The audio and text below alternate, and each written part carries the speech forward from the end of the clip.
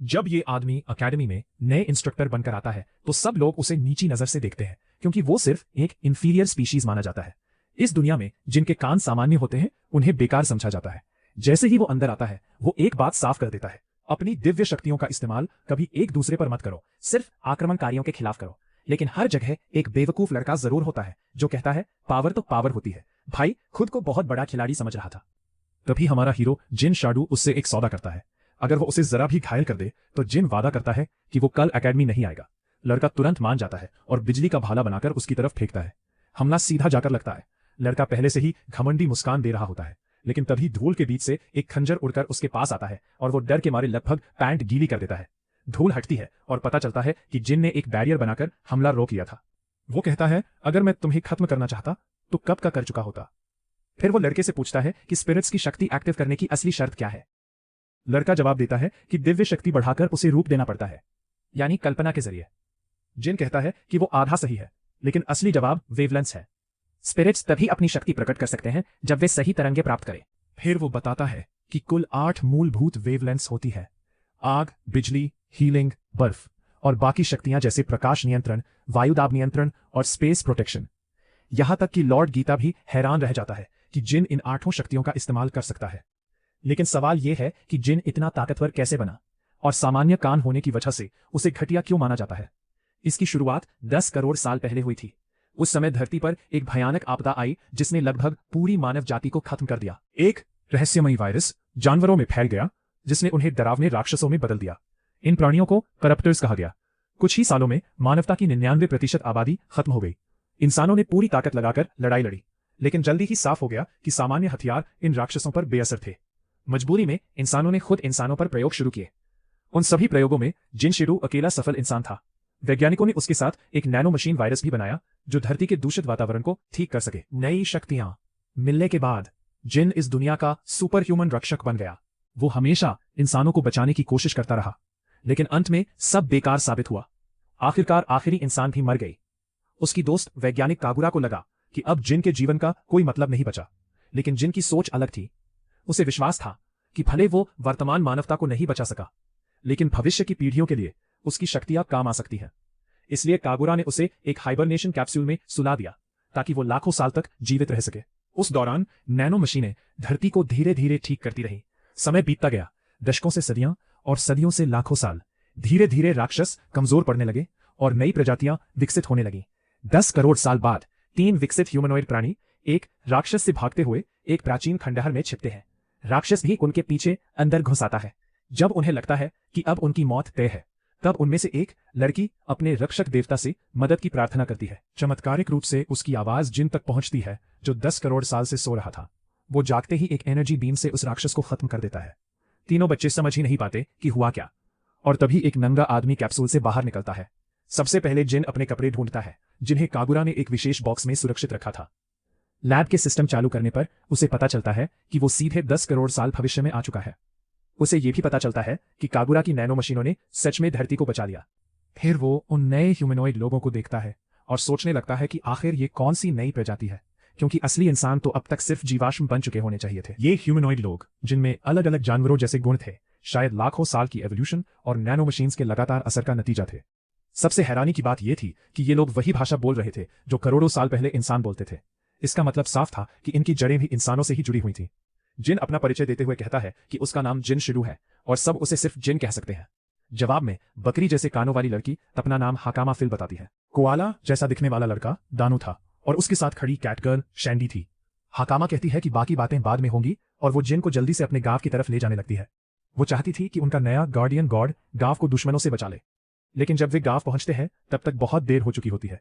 पूरा गांव बर्बाद हो चुका था और कई घर आग में जल रहे थे। यह देखकर शैंडी पूरी तरह टूट जाती है और अपनी मां को ढूंढने के लिए घबराकर आगे भागती है। जिन आसपास का हाल देखकर समझ जाता है कि यह नई सभ्यता टेक्नोलॉजी में इंसानों के पुराने युग से बहुत पीछे है। गांव की दीवारें और घर सिर्फ लकड़ी के बने थे। गांव के अंदर जाते हुए जिन एक औरत को किसी अजीब राक्षस से लड़ते हुए देखता है। एक नजर में ही साफ था कि वो मुश्किल से टिक पा रही थी। जिन तुरंत पहचान जाता है कि ये वही करप्टर्स हैं जो करोड़ों साल पहले धरती पर तबाही मचा रहे थे। लेकिन सिर्फ यही अजीब बात नहीं थी। छोटी हाकामा किसी तरह का जादू इस्तेमाल कर रही थी जिससे उसका शरीर चमकने लगता है। हालांकि उसे लड़ने की जरूरत ही नहीं पड़ती। जिन बिजली की तेजी से आगे बढ़ता है और एक ही जबरदस्त किक में उस राक्षस को उड़ा देता है। फिर वो घायल बूढ़ी औरत को अपनी बाहों में उठाकर सुरक्षित जगह ले जाता है, जिससे हाकामा को आखिरी वार करने का मौका मिल जाता है। हाकामा अपनी शक्ति इस्तेमाल करके एक छोटा सा फायरबॉल बनाती है, लेकिन उसकी ताकत बहुत ज्यादा होती है। वो हमला सीधे राक्षस को खत्म कर देता है। राक्षस की लाश देखकर जिन अपनी थ्योरी कंफर्म कर लेता है। वातावरण में मौजूद नैनो मशीन्स ने इन मॉन्स्टर्स की हीलिंग एबिलिटी खत्म कर दी थी, लेकिन उसे एक बात समझ नहीं आती, आखिर ये गांव की लड़की उन्हीं नैनो मशीन्स को कैसे इस्तेमाल कर पा रही थी। जिन अंदाजा लगाता है कि ये लोग हवा में मौजूद नैनो मशीन पार्टिकल्स को खींचकर मैजिक स्पेल्स की तरह इस्तेमाल करते हैं, बिल्कुल उसकी तरह। फर्क सिर्फ इतना था कि पहले यह टेक्नोलॉजी सिर्फ शुद्ध इंसान ही इस्तेमाल कर सकते थे। जिन उस औरत से पूछता है कि क्या इस युग में हर कोई ऐसी मैजिक यूज कर सकता है। औरत बताती है कि नहीं, सिर्फ कुछ खास लोग ही ये शक्ति इस्तेमाल कर सकते हैं। उनकी संस्कृति में माना जाता है कि जिन लोगों को डिवाइन पावर्स मिली हो वही इस जादू के योग्य होते हैं। पूरे गांव में ऐसे सिर्फ 4 लोग थे। जिन तुरंत समझ जाता है कि डिवाइन पावर्स असल में नैनो मशीन मैनिपुलेशन का ही दूसरा नाम है। तभी हकामा अपनी दादी के पास दौड़ती है और बाकी गांव वालों के बारे में पूछती है। उसकी दादी बताती है कि सभी लोग सुरक्षित जगह भाग चुके हैं। ये सुनकर तीनों बच्चे राहत की सांस लेते हैं, लेकिन दादी नाराज होती है कि बच्चे वापस गांव क्यों आए। वो बताती हैं कि जिससे वे अभी लड़े वो तो सिर्फ एक लार्वे था। असली एडल्ट मॉन्स्टर अभी भी इलाके में आतंक मचा रहा है। तभी एक नीले बालों वाला योद्धा वहां आता है और कहता है कि चिंता की कोई बात नहीं। वो दावा करता है कि उस बड़े मॉन्स्टर को अकेले मार सकता है। उसके साथ मौजूद बूढ़ा आदमी असल में हकामा का पिता निकलता है। दोनों का भावुक मिलन होता है। उसका पिता पूछता है कि वो कहां चली गई थी। हकामा सच बता देती है कि वो सील डोर तक गई थी। ये सुनते ही उसकी दादी दंग रह जाती है। उनकी लोक कथा के अनुसार उस दरवाजे के पार का इलाका गांव के गार्डियन गॉड का क्षेत्र था। हकामा कहती है कि वो वहां इसलिए गई क्योंकि उसे मॉन्स्टर से डर लग रहा था और वो देवता से मदद मांगना चाहती थी। फिर वो गर्व से जिन की तरफ इशारा करके कहती है कि वही उनके लेजेंड्स वाला गार्डियन गॉड है। लेकिन दादी इस बात को मानने से साफ इनकार कर देती है। उन्हें विश्वास ही नहीं होता कि ये साधारण सा लड़का उनका रक्षक देवता हो सकता है। सबसे बड़ी बात, जिन के सामान्य इंसानी कान देखकर वे उसे इंफीरियर स्पीशीज समझते हैं।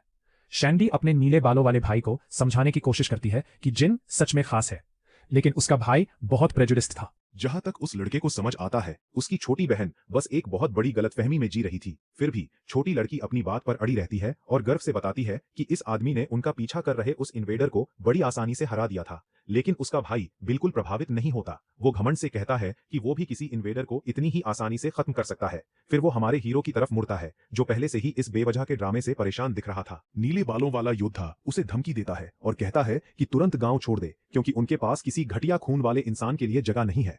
लेकिन जीन उसकी बातों को पूरी तरह नजरअंदाज करते हुए उसके पास से निकल जाता है।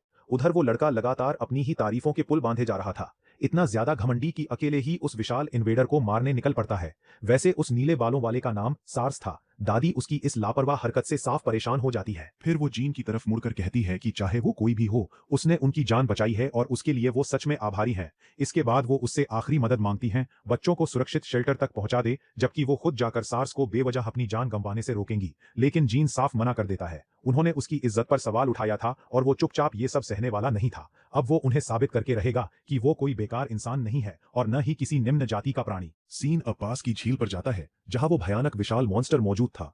सार्स वहां पहुंच चुका था और बिना एक पल गवाए लड़ाई की मुद्रा में आ जाता है। उसका भाला और पूरा शरीर बिजली जैसी चमकती ऊर्जा से भर जाता है और वो रफ्तार से मॉन्स्टर की तरफ दौड़ पड़ता है। जवाब में वो घिनौना जीव अपने ही बच्चों को हथियार की तरह फेंकना शुरू कर देता है। लेकिन सार्स के बिजली से भरे भाले के सामने वे कमजोर लार्वा टिक नहीं पाते। रास्ता साफ होते ही सार्स हवा में छलांग लगाता है और मॉन्स्टर के चेहरे पर जोरदार वार करता है। मॉन्स्टर दर्द से जोर से चीख उठता है, लेकिन जाहिर सी बात थी कि लड़ाई इतनी आसान नहीं होने वाली थी। सार्स हैरान रह जाता है जब मॉन्स्टर का गहरा घाव कुछ ही सेकंड में भरने लगता है। ये देखकर वो पल भर के लिए जड़ हो जाता है और तभी मॉन्स्टर उसे मारने के लिए पलटवार करता है। लेकिन ठीक आखिरी सेकंड पर जीन बीच में आ जाता है और उस विशाल हमले को ऐसे रोक देता है जैसे वो कोई बड़ी बात ही न हो। सार्स, जो अभी तक घमंड में डूबा हुआ था, अब पहली बार हकीकत का सामना करता है। मॉन्स्टर फिर से हमला करने के लिए पीछे हटता है, लेकिन इस बार जीन उसे मौका ही नहीं देता। वो बस उंगलियां चटकाता है और मॉन्स्टर के शरीर में सीधा एक बड़ा छेद कर देता है। सार्स ये सब देखकर पूरी तरह स्तब्ध रह जाता है। कुछ देर बाद बाकी लोग भी झील के किनारे पहुंचते हैं। वे अभी सांस भी नहीं संभाल पाए थे कि उनकी आंखें फटी की फटी रह जाती हैं जब वे देखते हैं कि जीन उस विशाल मॉन्स्टर को सिर्फ एक हाथ से रोक रहा है। जीन अब इस लड़ाई से बोर होने लगता है। वो जल्दी खत्म करने का फैसला करता है। सार्स को कमर से पकड़कर दूर छलांग लगाता है और अगले ही पल कैमरा दिखाता है कि मॉन्स्टर का शरीर पूरी तरह जीन की ऊर्जा से आर पार हो चुका है। सार्स घबराकर कहता है कि इतने बड़े हमले बेकार हैं अगर मॉन्स्टर खुद को बार बार ठीक कर सकता है, लेकिन जीन पहले ही इसका उपाय सोच चुका था। यही काम आते हैं नैनो मशीनें, जो मॉन्स्टर की सेल्यूलर रीजनरेशन को रोक रही थीं। सार्स का पहले वाला हमला काफी ताकतवर था, लेकिन घाव इतना गहरा नहीं था कि उसकी हीलिंग फैक्टर को पूरी तरह रोक सके। अब तक सार्स लगभग मानसिक झटका खा चुका था। उसे पहली बार शक होने लगता है कि शायद ये घटिया इंसान सच में उनका रक्षक देवता हो सकता है, लेकिन जीन तुरंत कहता है कि वो कोई भगवान नहीं है। उसे बस इतना पता है कि उसका अस्तित्व ही भविष्य के लोगों की रक्षा करने और इन राक्षसों का सफाया करने के लिए बनाया गया था। गुस्से में मॉन्स्टर अपनी विशाल पूंछ घुमाकर हमला करता है, लेकिन जीन हर बार उसकी पकड़ से ऐसे निकल जाता है जैसे पानी। कुछ ही पलों में जीन अपनी रणनीति बना लेता है। वो पीले बर्फीले क्रिस्टल से मॉन्स्टर को पूरी तरह जकड़ देता है, फिर अपने अंतिम विनाशकारी हमले की तैयारी करते हुए पहली बार अपना असली परिचय देता है। वो कहता है वो इंसानियत की मूर्खताओं से जन्मा एक मॉन्स्टर है। वो 10 करोड़ सालों की नींद से बचा हुआ अवशेष है। वो हथियार है जिसे पृथ्वी को इस भयावह खतरे से मुक्त करने के लिए बनाया गया था। सार्स को उसकी आधी बातें समझ भी नहीं आती, लेकिन उसे सिर्फ एक चीज जाननी थी, क्या जीन सच में अपने दावों जितना ताकतवर है? और जवाब था हाँ, क्योंकि जीन अनगिनत दर्दनाक और क्रूर प्रयोगों का अंतिम परिणाम था। इंसानों के खून और त्रासदी से बना एक ऐसा हथियार जिसकी कल्पना भी नहीं की जा सकती। वो इस दुनिया का पहला, आखिरी और इकलौता सच्चा इंसान था। अपना परिचय पूरा करते ही जीन इतनी भयानक ऊर्जा छोड़ता है कि उसकी चमक पल भर में पूरे मॉन्स्टर को राख बनाकर खत्म कर देती है। जीन का छोड़ा हुआ एनर्जी बीम इतना भयानक और ताकतवर था कि वह सीधा धरती के वातावरण को चीरते हुए अंतरिक्ष तक पहुंच गया। अब उस मॉन्स्टर के दोबारा जिंदा होने की कोई संभावना ही नहीं बची थी। मॉन्स्टर के पूरी तरह खत्म होते ही सार्स की बोलती बंद हो जाती है। उसका सारा घमंड पल भर में टूट चुका था। जिस इंसान को वह घटिया प्रजाति कह रहा था, वही अकेले उस दैत्य को मिटा चुका था, लेकिन समूह से छिपकर झाड़ियों के पीछे कोई और भी यह सब देख रहा था। एक रहस्यमयी महिला। उसे मूल रूप से सिर्फ झील के पास दिखे नए प्रकार के इन्वेडर पर नजर रखने भेजा गया था, मगर उसे बिल्कुल अंदाजा नहीं था कि वह एक बिल्कुल अलग ही किस्म के मॉन्स्टर को अपनी आंखों से देखने वाली है। उसके हिसाब से तो राजधानी के होली नाइट्स के सबसे बड़े योद्धा भी इतने विशाल खतरे का अकेले सामना करने की हिम्मत नहीं करते, लेकिन इस अनजान नौजवान ने पूरी लड़ाई को बच्चों का खेल बना दिया।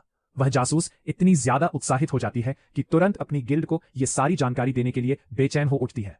उसी दिन बाद में जीन आखिरकार अपने दोस्त कागुरा द्वारा छोड़ा गया करोड़ों साल पुराना होलोग्राफिक मैसेज सुनता है। कागुरा शुरुआत में ही कहता है कि जब जीन ये संदेश देखेगा तब तक शायद लाखों साल गुजर चुके होंगे। इसी वजह से वह जानना चाहता है कि भविष्य की धरती कैसी दिखती है और क्या दुनिया का पर्यावरण सच में फिर से ठीक हो पाया।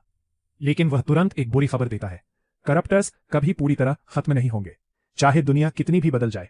और जीन अभी अभी एक से लड़कर आया था, इसलिए यह बात साफ साफ साबित भी हो चुकी थी। कागुरा बताता है कि जब जीन गहरी नींद में था तब वो खुद भी समय समय पर कोल्ड स्लीप में जाकर दुनिया के बदलावों को देखता रहा।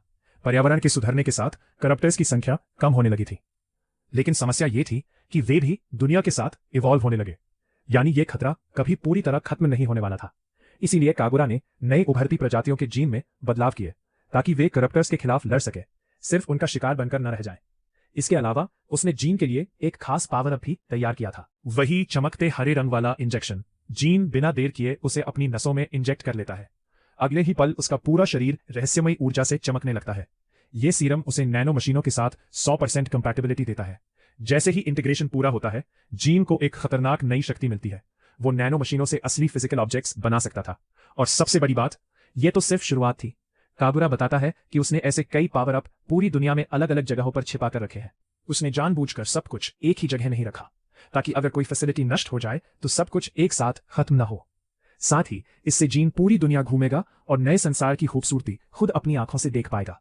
कागुरा मानता है कि उसे नहीं पता भविष्य में करप्टर्स कितने खतरनाक बनेंगे, लेकिन उसे पूरा यकीन है कि ये दुनिया उस पुराने विनाशकारी युग से कहीं ज्यादा उज्जवल है जैसे वे पीछे छोड़ आए थे। जैसे जैसे मैसेज आगे बढ़ता है, होलोग्राम में कागुरा की उम्र बढ़ती हुई साफ दिखाई देती है। कागुरा दुख जताता है कि वो खुद कभी इस खूबसूरत नई दुनिया को नहीं देख पाएगा। आखिरकार वह भविष्य की जिम्मेदारी पूरी तरह जीन को सौंप देता है और मैसेज खत्म हो जाता है। ठीक उसी समय हकामा और बाकी लोग जीन को ढूंढते हुए वहां पहुंच जाते हैं। वह और कोआला जैसा दिखने वाला डानपो उसे वापस गांव ले जाने आए थे, क्योंकि पूरा गांव उसका इंतजार कर रहा था। वापसी के दौरान जीन की नजर हकामा के गले में लटकी एक परिचित रिसर्च फैसिलिटी की चाबी पर पड़ती है। उसे देखकर जीन हैरान हो जाता है और पूछता है कि ये उसके पास कैसे आई। हकामा बताती है कि बहुत समय पहले एक महान व्यक्ति ने उनके पूर्वजों को यह चाबी दी थी और कहा था कि इसे पीढ़ी दर पीढ़ी संभाल कर रखा जाए। कहानी थी कि अगर कभी गांव पर बड़ा खतरा आए तो यही चाबी उनके गार्डियन गॉड को बुलाएगी। यह सुनकर जीन अंदर से भावुक हो जाता है। उसे एहसास होता है कि कागुरा ने उसके लिए कितनी दूर तक सोच रखा था। गांव पहुंचते ही माहौल पूरी तरह जश्न में बदल चुका था। हर तरफ लोग खा पी रहे थे और खुशी मना रहे थे। बच्चे आखिरकार अपने गार्डियन को सबके सामने लेकर आते हैं। लेकिन जैसे ही गांव वाले जीन को देखते हैं, माहौल थोड़ा बदल जाता है। बड़े लोग फिर से फुसफुसाना शुरू कर देते हैं। उनकी संकीर्ण सोच को यह बात हजम नहीं हो रही थी कि एक साधारण इंसान उनका महान गार्डियन गॉड हो सकता है। तभी अचानक सार्स खड़ा हो जाता है और इस बार वो पूरी तरह जीन के पक्ष में था। वो गांव वालों पर भड़क उठता है कि वे अपने रक्षक पर उंगली उठाने की हिम्मत कैसे कर सकते हैं। यहां तक कि वो कुछ लोगों को घूंसे भी मार देता है। आखिर वही लोग थे जो खतरा आते ही सबसे पहले भाग खड़े हुए थे। हकामा और डानपो यह सब देखकर अंदर ही अंदर हंसी रोक नहीं पाते, क्योंकि कुछ घंटे पहले तक सबसे ज्यादा जीन का मजाक उड़ाने वाला इंसान खुद सार्स ही था। तभी गांव की दादी आगे आती है। वो जीन के सामने सिर झुकाकर पूरे गांव की तरफ से दिल से धन्यवाद देने की कोशिश करती है। असलियत ये थी कि अगर जीन सही समय पर वहां नहीं पहुंचता तो आज उनमें से कोई भी जिंदा नहीं होता। पूरा गांव राख में बदल चुका होता। लेकिन हमेशा की तरह जीन बड़ी कैजुअली सारी तारीफों को टाल देता है। वो कहता है कि ये तो बस उसका काम था। फिर भी उसे पता था कि गांव वाले बिना कुछ लौटाए उसे जाने नहीं देंगे। लेकिन धन दौलत या खजाने की जगह जीन कुछ और मांगता है, जानकारी। वो इस दुनिया की मौजूदा हालत के बारे में सब कुछ जानना चाहता था। दुर्भाग्य से इतने अलग थलग गांव के लोग इतनी बड़ी दुनिया की राजनीति या हालात के बारे में ज्यादा कुछ नहीं जानते थे। इसलिए वे उसे सलाह देते हैं कि वह कैरमासिया की शाही राजनीति जाए, जहां राजा रहता है। क्योंकि दुनिया भर के लोग राजनीति में आते जाते रहते हैं, इसलिए वह जगह जानकारी और खबरों का सबसे बड़ा केंद्र थी। वे बताते हैं कि कोदामा गांव के व्यापारी भी अक्सर वहां जाते हैं, खास लकड़ी और सिल्कवर्म धागों से बने सामान बेचने। हालांकि राजधानी तक का रास्ता लंबा और खतरनाक था, लेकिन दादी को पूरा भरोसा था कि जीन जैसे इंसान के लिए ये कोई बड़ी बात नहीं होगी। वह हकामा को जीन की आधिकारिक गाइड बना देती है, क्योंकि हकामा खुद भी राजधानी जाने वाली थी। असल में हकामा उन कुछ लोगों में से थी जो डिवाइन पावर्स इस्तेमाल कर सकते थे, इसलिए वो जादूगरों को ट्रेन करने वाली प्रतिष्ठित एकेडमी में दाखिला लेना चाहती थी। ये सुनकर जीन सच में हैरान हो जाता है। उसे उम्मीद नहीं थी कि इस युग में भी स्कूल और एजुकेशनल इंस्टीट्यूशंस जैसी चीजें मौजूद होंगी। उसी समय साफ हो जाता है कि जीन को एक बहुत ही जोरदार और वफादार फैन मिल चुका है, सार्स। वह उत्साह से कहता है कि वह गार्डियन गॉड का पर्सनल बॉडीगार्ड बनकर उनके साथ राजधानी जाएगा। लेकिन दादी तुरंत उसे रोक देती है। वह याद दिलाती है कि सार्स के पास राजधानी जाने का कोई असली कारण नहीं है। तभी सार्स घमंड से कहता है कि उसके पास वजह है, वह होली नाइट्स में शामिल होना चाहता है। दादी यह सुनकर सीधा उसकी उम्मीदों पर पानी फेर देती है। वो कहती है कि जो लड़का बेसिक एकेडमी में भी दाखिला नहीं ले पाया, उसका एलीट होली नाइट्स में जाना लगभग नामुमकिन है। यह सुनकर जीन चौंक जाता है, क्योंकि सार्स डिवाइन पावर्स इस्तेमाल कर सकता था, इसलिए जीन को लगा था कि वो आसानी से एकेडमी में पास हो गया होगा। तब हकामा असली कारण बताती है।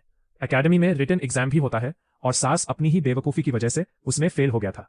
मजाक अपनी जगह, लेकिन अब जीन की दिलचस्पी होली नाइट्स नाम के इस एलीट वर्ग में बढ़ने लगती है। सीन अब गांव से हटकर एक भारी कवच पहने नाइट पर चला जाता है। वो यह सुनकर दंग रह जाता है कि कोदामा गांव के इलाके में आतंक मचाने वाला विशाल इन्वेडर पहले ही मारा जा चुका है, और यह खबर देने वाली वही जासूस लड़की थी जिसने झील की पूरी लड़ाई छिपकर देखी थी। नाइट उससे दोबारा पुष्टि मांगता है और लड़की बिना झिझक अपनी बात दोहराती है। होली नाइट अभी भी यकीन नहीं कर पा रहा था। उसे कभी नहीं लगा था कि उनकी एलीट ऑर्डर के बाहर भी कोई इतना ताकतवर हो सकता है कि अकेले उस स्तर के मॉन्स्टर को मार सके। तभी अचानक एक करप्टर पीछे से जासूस लड़की पर हमला करने कूद पड़ता है, लेकिन नाइट बिजली जैसी तेजी से अपनी तलवार निकालता है और मॉन्स्टर को एक ही बार में 2 हिस्सों में काट देता है। राज्य वापस लौटने की बजाय वह एक बड़ा फैसला लेता है। अब वह खुद उस रहस्यमय आदमी को ढूंढना चाहता था जिसने अकेले इतने बड़े दैत्य को खत्म कर दिया। अगली सुबह जीन की नींद एक खूबसूरत सुबह में खुलती है। वह ताजी हवा और शांत नजारों का आनंद लेता है। उसे अभी भी यकीन नहीं हो रहा था कि दुनिया फिर इतनी सुंदर बन सकती है, लेकिन अंदर ही अंदर उसे दुख भी होता है कि उसका दोस्त कागुरा यह सब देखने के लिए जिंदा नहीं है। तभी गांव का एक बच्चा उसके कपड़े लेकर आता है और गार्डियन गॉड से उन्हें पहनने के लिए कहता है। अगले सीन में जीन गांव के बाहर खड़ा होता है। हकामा की दादी उसे याद दिलाती है कि वो अपनी गाइड की जिम्मेदारी ठीक से निभाए। उधर सार्स अभी भी इस बात से नाराज था कि जीन का गाइड बनने का मौका उसे नहीं मिला, लेकिन जीन खुद सार्स में दिलचस्पी दिखाता है। वह उसकी मूवमेंट्स की तारीफ करता है और कहता है कि वह राजधानी में उसके आने का इंतजार करेगा। बस इतना सुनना था कि सार्स पूरी तरह फैनगर्ल मोड में चला जाता है। वह गार्डियन गॉड को शुभकामनाएं देता है और उम्मीद करता है कि वह हकामा का ध्यान रखेंगे। हकामा को भी सुरक्षित रहने के लिए कहा जाता है और इसी के साथ दोनों की यात्रा शुरू हो जाती है। हकामा और जीन साथ साथ चलते हुए खूबसूरत नजारों और प्राकृतिक दृश्यों को पार करते हैं। आखिरकार वे रात में कैंप लगाते हैं। जीन पूछता है कि राजधानी कितनी दूर है। हकामा बताती है कि अभी 4 दिन और पैदल चलना होगा। ये सुनकर जीन को लगता है कि दूरी उतनी ज्यादा नहीं जितनी उसने सोची थी, लेकिन हकामा भी उससे काफी क्यूरियस थी। वह पूछती है कि आखिर वह दुनिया घूमना क्यों चाहता है। जीन मुस्कुराकर जवाब देता है, ये एक सीक्रेट है, लेकिन अंदर ही अंदर वह जानता था कि करप्टर्स अभी भी इस दुनिया में मौजूद है। कागुरा की बातों और अब तक मिले सबूतों से ये साफ था, करप्टर्स आमतौर पर सिर्फ प्रदूषित और बर्बाद जगहों में पैदा होते थे, लेकिन ये इलाका तो बिल्कुल साफ और सुंदर था। इसका मतलब साफ था, कोई ना कोई छिपकर इस दुनिया में बदलाव ला रहा था, और यही चीज जीन को इन्वेस्टिगेट करनी थी। हकामा उसे इतना गंभीर चेहरा बनाकर सोचते हुए देखकर डर जाती है। तब जीन तुरंत माफी मांगता है। जीन अब एक बात समझ चुका था, ये युग पूरी तरह करप्टर्स के कब्जे में नहीं है। दुनिया में जीवन और सभ्यता के साफ निशान मौजूद थे, इसलिए उसका पहला लक्ष्य था इस युग के लोगों को समझना और उसके बाद करप्टर से निपटना। जहां तक मॉन्स्टर्स की रिसर्च की बात थी, वह कभी भी कर सकता था। फिर अचानक जीन एक छोटी सी रिक्वेस्ट करता है। वो हकामा से कहता है कि उसे गार्डियन गॉड बुलाना बंद करे, क्योंकि वो उसे जरूरत से ज्यादा सम्मान देती है। आखिरकार वो उसे कहता है, बस मुझे जीन बुलाओ। घोड़े की तेज दौड़ने की आवाज दोनों का ध्यान खींच लेती है। तभी एक होली नाइट अपनी टीम के साथ वहां पहुंचता है और हमारे दोनों हीरोज से बात करने की इच्छा जताता है। ये आदमी बिल्कुल किसी प्रिंस चार्मिंग जैसा दिखता है, लेकिन जीन को उससे कोई फर्क नहीं पड़ता और वो सीधे उसकी पहचान पूछ लेता है। होली नाइट ऑर्डर से आया 7वें डिवीजन का कप्तान अपना परिचय आर्गस ऑल्टन के रूप में देता है। होली नाइट का कॉन्सेप्ट अभी भी हमारे लड़के के लिए नया था, इसलिए वो सोचता है कि क्या यही वे दिलचस्प लोग हैं जिनका जिक्र गांव वाले कर रहे थे। आर्गस की टीम में मौजूद एक घमंडी लड़की नाइट गुस्से में आ जाती है और एक आम इंसान की तरह बैठे रहने पर जीन पर चिल्लाने लगती है। वो अपने कप्तान से कहती है कि यही दोनों असली अपराधी हैं, लेकिन आर्गस उसे शांत रहने को कह देता है, जबकि होली नाइट इस बार जीन से ज्यादा सम्मान के साथ बात करता है। जीन सिर्फ करीना की पहले कही बातों को लेकर उत्सुक होता है, लेकिन आर्गस बात टाल देता है और कहता है कि वो बस बदतमीजी कर रही थी। फिर आर्गस विषय बदलकर पूछता है कि ये आदमी कौन है, कहां से आया है और आगे कहां जा रहा है। हाकामा बताती है कि वे कोडामा गांव से हैं और राजधानी की तरफ जा रहे हैं। ये सुनते ही करीना फिर उछल पड़ती है और बड़े घमंड से दोनों को घटिया प्रजाति कहकर आरोप लगाने लगती है। वह ऐसे बर्ताव करती है जैसे उसे सब कुछ पता हो और दावा करती है कि उसने कोडामा गांव के इन निम्न प्राणियों की सच्चाई पकड़ ली है। लेकिन जीन इस दुनिया की प्रगति देखकर हैरान हो जाता है जब उसे पता चलता है कि यहाँ जन्म रिकॉर्ड जैसी चीजें भी मौजूद हैं। आर्गस फिर करीना को रोक देता है और कहता है कि बिना सोचे समझे निष्कर्ष मत निकालो। वह तुरंत समझ जाता है कि छोटी लड़की हाकामा ने जो कपड़े पहने हैं वे खास कोडामा वस्त्र हैं, जिनकी राजधानी तक में बहुत इज्जत है। गांव के बच्चे ऐसे शाही कपड़े नहीं पहनते, इसलिए ये साबित हो जाता है कि वो सच में उसी गांव से हैं। एक बार फिर करीना पूरी तरह गलत साबित होती है।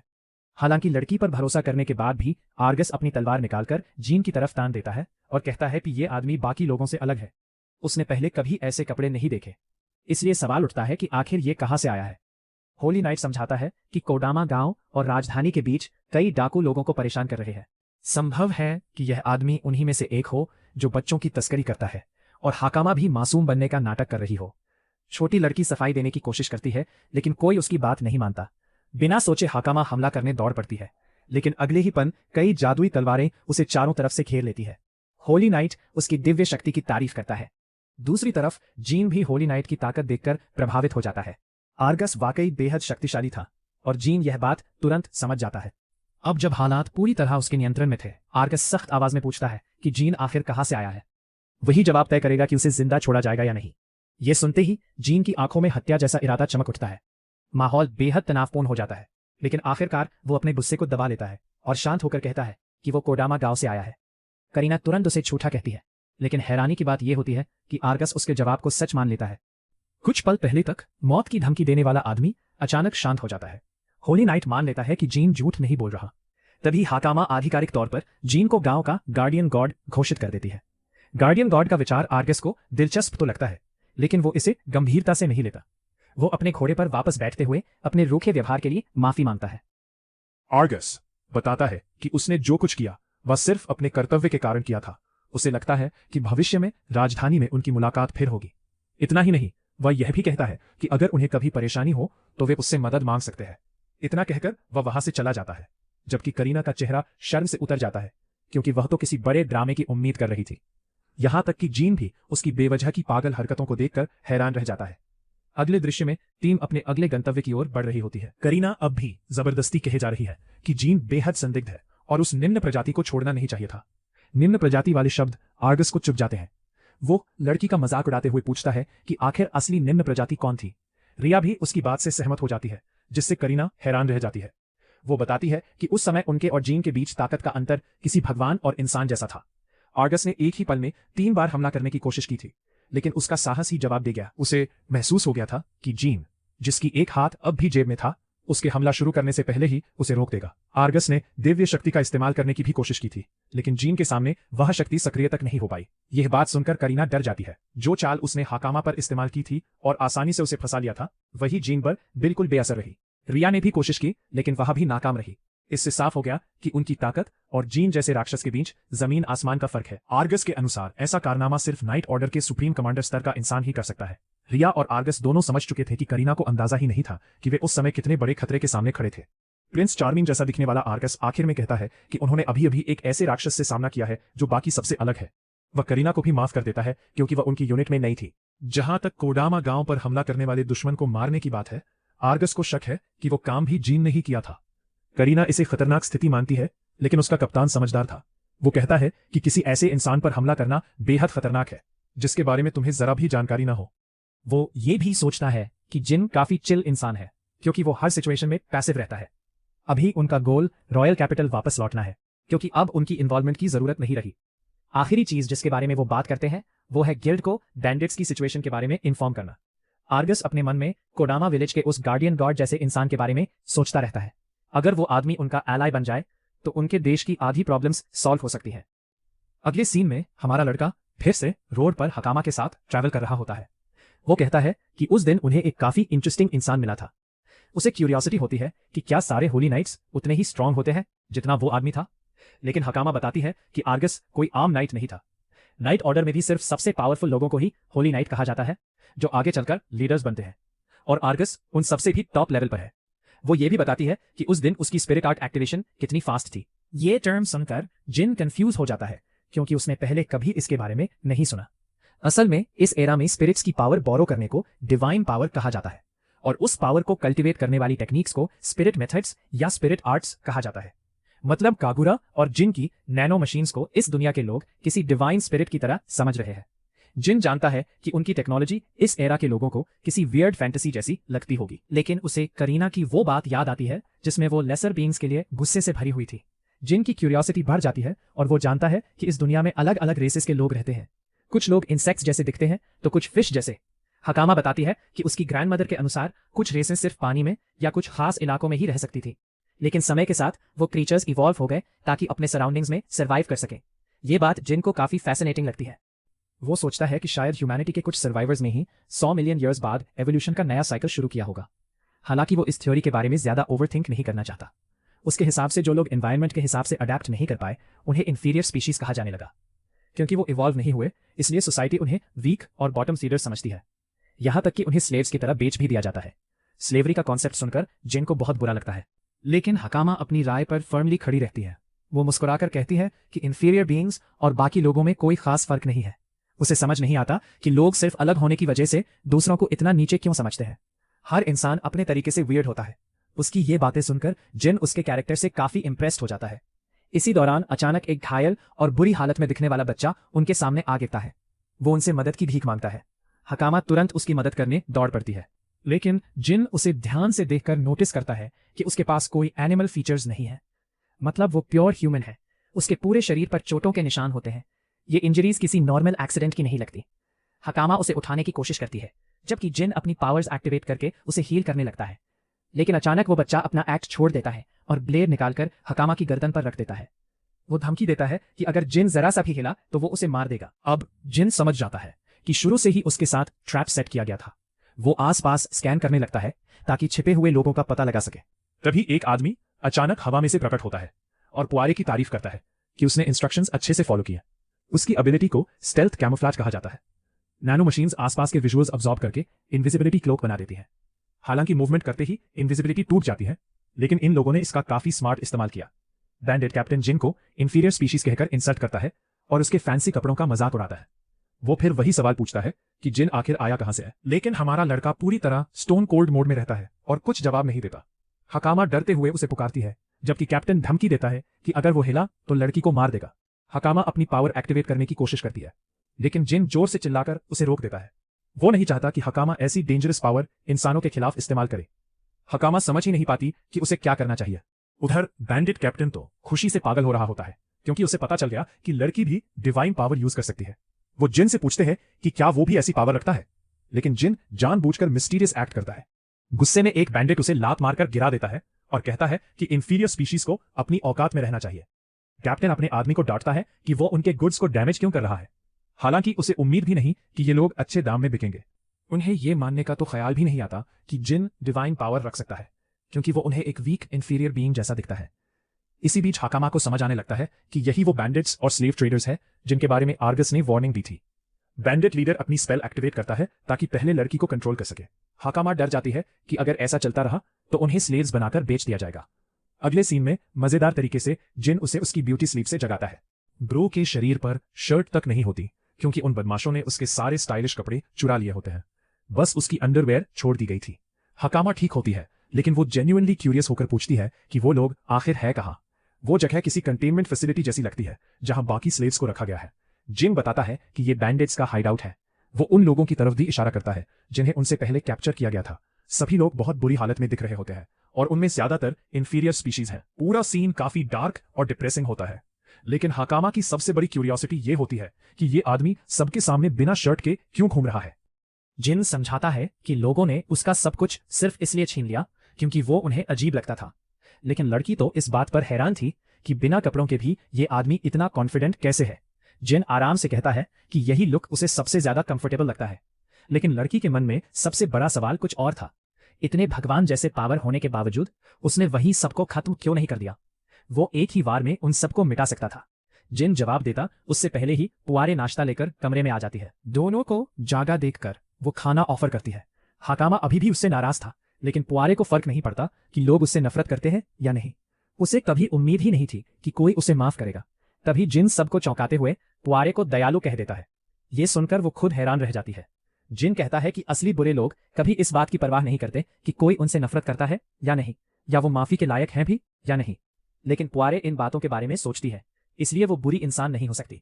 फिर हमारा अंडरवियर वाला हीरो योगा खत्म करके असली काम पर आता है। वो जेल की सलाखों को पकड़ता है और अंकल रो की तरह उन्हें हाथों से मोड़कर रास्ता बना देता है। पुआरे ये देखकर पूरी तरह दंग रह जाती है। असल में जिन उसी का इंतजार कर रहा था ताकि उससे अकेले में बात कर सके। जिन तुरंत समझ जाता है कि पुआरे किसी मजबूरी में इन लोगों के लिए काम कर रही है। कोई ऐसा है जिसे वो बचाना चाहती है। पुआरे डर जाती है कि ये आदमी इतनी सही बात कैसे जान गया। फिर जिन उसके घाव भी ठीक कर देता है और बताता है कि उसे तभी समझ आ गया था कि पूरा मजबूर है, क्योंकि उसके घाव असली थे। अपराधी अपने ही साथियों को आधा मार नहीं डालते। जिन की बातें सुनकर पूरा टूट जाती है और रोते हुए बताती है कि इन दरिंदों ने उसके माता पिता को मार डाला और उसके छोटे भाई को कैद कर रखा है। अगर वो उनकी बात ना माने तो वो उसके भाई को देश के बाहर बेच देंगे और उसे कभी देखने नहीं देंगे। ये सब सुनते ही जिन के अंदर गुस्से का ज्वालामुखी फूट पड़ता है। तब हाकामा समझ पाता है कि जिन ने खुद को जानबूझकर कैद क्यों होने दिया था। उसका असली मकसद इन लोगों को बचाना था। जिन जानता है कि खलनायक बहुत जिद्दी होते हैं। अगर एक भी बच निकला तो बाद में फिर से ताकत इकट्ठा करके मुसीबत खड़ी करेगा। इसलिए उसका प्लान था कि इन तिलाचट्टों को हमेशा के लिए खत्म कर दिया जाए। और शुरुआत वो एक फर वाले गुंडे को जोरदार लात मारकर करता है। रास्ता साफ होते ही जिन पूरी गैंग का सफाया करने निकल पड़ता है। जिन खलनायकों की मानसिकता को सबसे अच्छी तरह समझता है। तभी कहानी हमें 10 करोड़ साल पुराने अतीत में ले जाती है, जब मानव सभ्यता टेक्नोलॉजी के शिखर पर थी। उस समय जिन के पास कुछ नहीं था, वो सिर्फ न्याय की उम्मीद करता था। लेकिन जल्दी ही उसे समझ आ गया कि जिस दुनिया को न्याय की जरूरत पड़ती है, वो दुनिया बुरे लोगों से भरी होती है। लोग उसे शिकार की तरह ढूंढते थे। वो सिर्फ एक सामान्य और शांत जिंदगी चाहता था, लेकिन उसे कभी वो शांति नहीं मिली। इसलिए जिसने भी उसे परेशान करने की कोशिश की, जिन ने अपनी ताकत से उन्हें कुचल दिया। वो दुनिया भर में बुरे लोगों को खत्म करता रहा, उनकी हड्डियां तोड़ता रहा और शांति बिगाड़ने वालों को मिटाता रहा। फिर एक दिन किसी आदमी ने उससे कहा कि शायद जिन का जन्म ही गलत दुनिया में हुआ है। कहानी वापस वर्तमान में आती है। हमारा हीरो पूरे चाड़ अंदाज में दुश्मनों की तरफ बढ़ता है। रास्ते में लाशों का ढेर लग चुका था, लेकिन जिन का गुस्सा अभी शांत नहीं हुआ था। वो दुश्मनों के किसी सवाल का जवाब तक नहीं देता, सीधे एक आदमी को उठाकर बाकी गुंडों पर फेंक देता है। जैसे ही इनमें से एक उसे पकड़ता है, जिन बिजली जैसी तेज लात मारकर दूसरे को दीवार में गड्ढा बनाते हुए उड़ा देता है। बाकी लोग डर से कांपने लगते हैं। उन्हें जिन किसी इंसान से ज्यादा एक राक्षस लग रहा था। एक आदमी भागने की कोशिश करता है, लेकिन कुछ ही सेकंड बाद उसकी दर्दनाक चीखें नीचे कैद लोगों तक पहुंचती हैं। पुआरी समझ जाती है कि ये आवाज ऊपर वालों की है। अब वो सच में सोचने लगती है कि आखिर जिन है कौन। हाकामा आराम से कहता है कि जिन चलता फिरता भगवान है और उन्हें चिंता करने की जरूरत नहीं, वो अकेला सब संभाल लेगा। लेकिन पुआरे अभी भी डरी हुई थी, क्योंकि डाकुओं का सरदार बहुत ताकतवर था। उसके पास बेहद शक्तिशाली दिव्य जादू था। मगर जब तक वो ये सब सोचती, जिन पहले ही उस सरदार को घुटनों पर ला चुका था। डाकू सरदार जान की भीख मांगने लगता है। वो जिन को पैसे, दौलत, यहाँ तक कि गुलाम तक ऑफर करता है। वैसे पुआरे का भाई भी इसी कमरे में कैद था। गुलामों की बात सुनते ही जिन घिन से भर जाता है। वो सरदार के सामने ही एक और आदमी को मार डालता है। सरदार समझ ही नहीं पाता कि आखिर हो क्या रहा है। उसकी स्पिरिट आर्ट्स भी जिन के सामने काम नहीं कर रही थी। फिर जिन उसे आधा अधूरा विलेन कहकर मजाक उड़ाता है, क्योंकि असली खलनायक कम से कम इतना समझते हैं कि जब सामने वाला उनसे कहीं ज्यादा ताकतवर हो तो भाग जाना चाहिए। लेकिन ये डाकू और उसके आदमी इतने घमंडी थे कि उन्हें अब भी लगता था कि वो जीत सकते हैं। जैसे ही उन बदमाशों को हार सामने दिखाई देने लगती है, वो तुरंत भीख मांगने लगते हैं। सच कहें तो जिन का ये वर्बल रोस्ट काफी सेटिस्फाइंग था। जिन की सलाह मानकर डाकुओं का सरदार तुरंत भागने लगता है। वो सीधे लिफ्ट की तरफ जाता है और एक लीवर खींच देता है, जिससे उनका छुपा हुआ सीक्रेट वेपन बाहर आ जाता है। जिन ये देखकर हैरान रह जाता है कि उन्होंने एक करप्टेड मॉन्स्टर को कैद करके रखा हुआ था। ये एक बेहद ताकतवर दैत्य था, जिसे किसी खास रईस आदमी के लिए लाया गया था। वैसे सबसे बड़ा सवाल तो ये है कि ये बैंगनी आर्नोल्ड श्वार्ज़नेगर जैसा दानव पहले अपनी जेल तोड़कर बाहर क्यों नहीं निकला। डाकू सरदार खुश होकर जिन को चुनौती देता है और कहता है कि अब सब कुछ तबाही में बदल जाएगा। तभी वो करप्टेड मॉन्स्टर जोरदार दहाड़ मारता है और सबसे पहले हमला कर देता है। वो पूरी ताकत से वार करता है, मानो जिन को जमीन में गाड़ देना चाहता हो, लेकिन जिन उस हमले को आराम से रोक देता है। ये देखकर डाकू सरदार जिन की ताकत देखकर अवाक रह जाता है। मेरा मतलब उसके मसल्स देखकर। तभी जिन बताता है कि वो जन्म से ही एक सुपर ह्यूमन बॉडी लेकर पैदा हुआ था। उसके मसल्स और फाइबर्स आम इंसानों से कई गुना ज्यादा शक्तिशाली हैं। अब हमला करने की बारी जिन की थी। वो दानव को एक जोरदार किक मारकर पीछे फेंक देता है और कहता है कि अब वो अपनी असली ताकत दिखाएगा। फिर भाई साहब सीधा गोकू बन जाते हैं और कामेहामेहा जैसी एनर्जी ब्लास्ट छोड़ देते हैं। एक ही वार में पूरा मॉन्स्टर टुकड़ों में उड़ जाता है। इतनी बड़ी बड़ी बातें करने वाला डाकू सरदार फिर से घुटनों पर आ गिरता है। जिन उसे घूरते हुए सोचता है कि अब ये घटिया इंसान कौन सी नई चाल चलेगा। सारे रास्ते बंद होने के बाद वो जान की भीख मांगने लगता है, लेकिन हमारा व्हाइट हेयर्ड किंग कोई दया नहीं दिखाता। वो सीधे उसके चेहरे पर मुक्का मार देता है और वहीं कहानी खत्म कर देता है। सब खत्म होने के बाद जिन अपने कपड़े वापस पहनता है और बच्चों से इंतजार करवाने के लिए माफी मांगता है। फिर वो सबूत इकट्ठा करने के लिए डाकुओं के डॉक्यूमेंट्स देखने लगता है। एक ड्रॉअर खोलने पर उसे कुछ अजीब नोट्स मिलते हैं। पहली नजर में लगता है जैसे भाई जैकपॉट मार गया हो, लेकिन असलियत ये थी कि जिन को उस भाषा का एक शब्द भी समझ नहीं आ रहा था। उसे समझ नहीं आ रहा था कि ये डाकू आखिर करप्टेड मॉन्स्टर का इस्तेमाल क्यों कर रहे थे। अपने शक को पक्का करने के लिए वो उस मरे हुए मॉन्स्टर की बॉडी जांचता है। इससे वो कमरे में मौजूद नैनो मशीन्स के कैमरास एक्सेस कर पाता है। जिन पिछले हफ्ते की रिकॉर्डिंग्स देखने लगता है और तभी उसे एक दिलचस्प फुटेज मिलती है।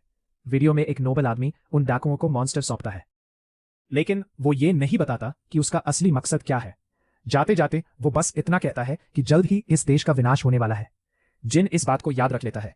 दूसरी तरफ बच्चे कैद से बाहर निकल चुके थे। पुआरे आखिरकार अपने छोटे भाई नीनो से मिलती है। दोनों एक दूसरे को कसकर गले लगा लेते हैं। उन्हें राहत थी कि दोनों सुरक्षित हैं।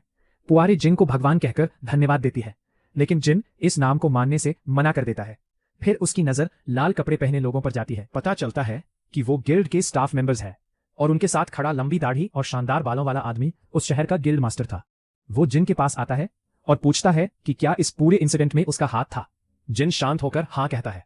तब गिल्ड मास्टर अपना परिचय पैद्रैच के रूप में देता है और उसके काम के लिए धन्यवाद करता है।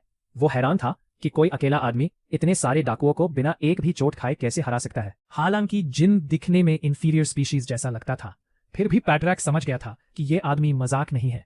गिल्ड मास्टर बताता है कि हाल ही में डाकुओं के हमले बहुत बढ़ गए हैं। बैंडिट एक्सटर्मिनेशन रिक्वेस्ट्स रिकॉर्ड स्तर पर पहुंच चुकी हैं। जिन को यह अजीब लगता है क्योंकि उसके हिसाब से किसी भी इलाके का लॉर्ड सबसे पहले डाकुओं को पकड़ने की कोशिश करेगा। लेकिन गिल्ड मास्टर हंसते हुए कहता है कि यहां लॉर्ड के पास इतनी अथॉरिटी नहीं होती। अपराधों से निपटना गिल्ड का काम है, क्योंकि वो राजा के प्रति वफादार होते हैं। अगर खुद लॉर्ड चेपन भी अपराध करे तब भी मामला राजा तक पहुंचाया जाएगा। जिन अपने पुराने समय से तुलना करता है और समझता है कि यहां लॉर्ड कुछ मेयर जैसा है, जबकि गिल्ड पुलिस की तरह काम करती है। फिर भी उसे लॉर्ड चेपन पर भरोसा नहीं होता। जिन सारी डॉक्यूमेंट्स गिल्ड मास्टर को सौंप देता है और पूछता है कि क्या ये काम आ सकते हैं। गिल्ड मास्टर एक पेपर पढ़ते ही चौंक जाता है। उसमें उन सभी लोगों की लिस्ट थी जो डाकुओं के साथ व्यापार करते थे। इस लिस्ट की मदद से पूरी गैंग को पकड़ा जा सकता था। जिन पूछता है कि क्या उस लिस्ट में लॉर्ड चेपन का नाम भी है, लेकिन हैरानी की बात यह थी कि उसका नाम कहीं नहीं था। मतलब वो काफी चालाक विलन था जिसने अपने सारे सबूत छुपा रखे थे। फिलहाल जिन कुछ नहीं कर सकता था। उसने गुलामों को आजाद करा दिया था, इसलिए वो पूछता है कि अब इन बच्चों का क्या होगा। गिल्ड मास्टर कहता है कि जिनके परिवार वालों ने मिसिंग रिपोर्ट दर्ज कराई होगी उन्हें सुरक्षित घर पहुंचा दिया जाएगा, लेकिन जिन बच्चों का कोई नहीं है उनके पास जाने की जगह भी नहीं है। यह सिस्टम सच में बेकार था क्योंकि पुआरे और नीनो जैसे अनाथ बच्चों के लिए इसमें कोई व्यवस्था नहीं थी। जिन पूछता है कि क्या शहर में कोई शेल्टर है, लेकिन शॉकिंग बात यह थी कि इस युग में शेल्टर जैसा कुछ था ही नहीं। पदराक कहता है कि वो बच्चों के लिए काम ढूंढने की कोशिश कर सकता है, लेकिन क्योंकि उन्हें इंफीरियर माना जाता है, इसलिए यह भी आसान नहीं होगा। बच्चे उदास हो जाते हैं। जिन भी निराश था कि इस दुनिया में भी हालात वैसे ही है जैसे उसके पुराने समय में थे। वो इन बच्चों को अकेला छोड़ना नहीं चाहता था। तभी उसके दिमाग में एक आइडिया आता है। वो पुआरे और नीनो से पूछता है कि अगर मौका मिले तो क्या वो काम करना चाहेंगे। पुआरे तुरंत हाँ कह देती है। तभी जिन को गोल्डन नाइट आर्गस याद आता है, जिसने पहले मदद की पेशकश की थी। अगले सीन में हम रॉयल कैपिटल कोसिया पहुंचते हैं, जहां आर्गस रहता है। होली नाइट आर्गस वापस लौट रहा था कि अचानक उसे अजीब सी ठंड महसूस होती है। घर पहुंचकर वो अपनी टीम को आराम करने भेज देता है और खुद अंदर चला जाता है। उसका स्वागत मेड्स और बटलर्स की पूरी टोली करती है। सबसे पहले वो हालात की रिपोर्ट मांगता है, लेकिन सर्वेंट्स के चेहरे देखकर उसे समझ आ जाता है कि कुछ गड़बड़ हुई है। बटलर माफी मांगते हुए कहता है कि उसे अभी लौटते ही परेशान करना पड़ रहा है। उसी दौरान ऊपर से उसकी बहन गुस्से भरी नजरों से सब देख रही थी। जैसे ही आर्गस रिपोर्ट पढ़ता है, उसके सिर में जोरदार दर्द शुरू हो जाता है।